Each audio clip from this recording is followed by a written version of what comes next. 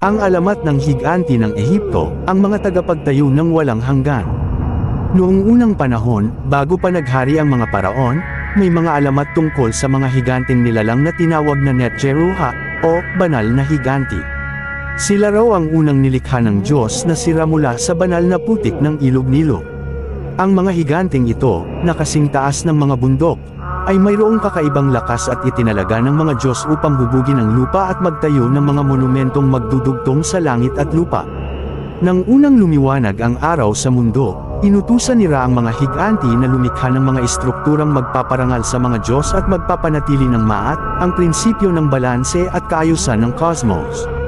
Gamit ang kanilang malalaking kamay, hinugot nila ang mga bato mula sa mga banal na bundok at binuo ang mga piramide na tila umaabot sa mga bituin.